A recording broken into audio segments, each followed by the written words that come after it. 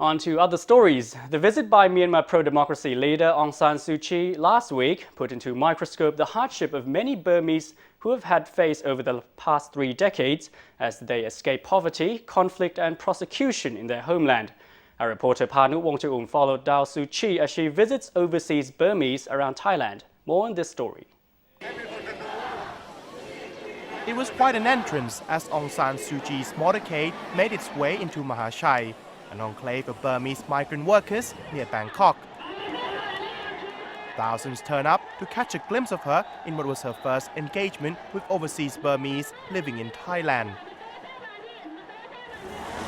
The Burmese community living right here in Thailand, Samut Sakhon province, has turned up in full forces to welcome the much revered lady, Daw Aung San Suu Kyi.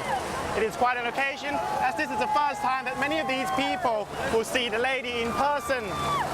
This is a clear indication, the mood of optimism that is generated by Suu Kyi's visit, and in some ways, Myanmar reform as well.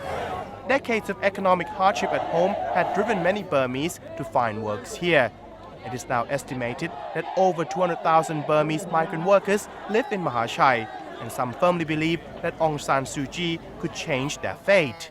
มีความหวังว่าอยากให้ท่านจะได้ดูแลในเมืองประเทศพม่านะแต่ว่าคนพม่าทุกคนน่ะจะได้กลับไปในเมืองตัวเองว่าไปทำงานที่เมืองตัวเองอยากจะอยู่ประเทศตัวเอง Attending the World Economic Forum in Bangkok in what was her first trip abroad in 24 years, Suu Kyi sees job creation as the next important step in her country's reform, as it will allow Burmese to seek for job opportunities at home instead of abroad, narrowing the economic gap between Myanmar and the rest of the region.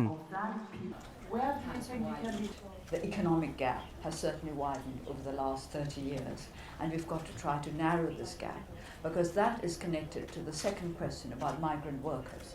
The reason why there are so many Burmese migrant workers in Thailand is precisely because of this gap. If we were able to offer them the job opportunities that they get here, then they would not need to come here. It was very touching to meet our workers and to find out how much they long to go home.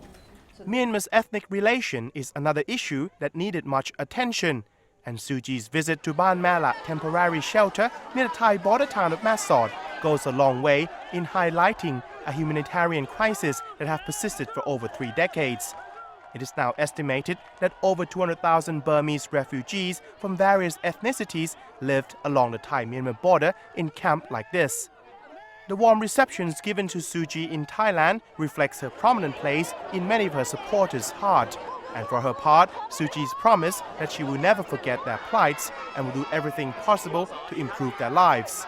The question remains is whether those in power in Myanmar share Suu Kyi's noble objectives and concerns. And it remains to be seen what lies ahead as Myanmar continues to open its door to the outside world. I'm Panu Wongchaum of Thai News Agency reporting for ASEAN TV.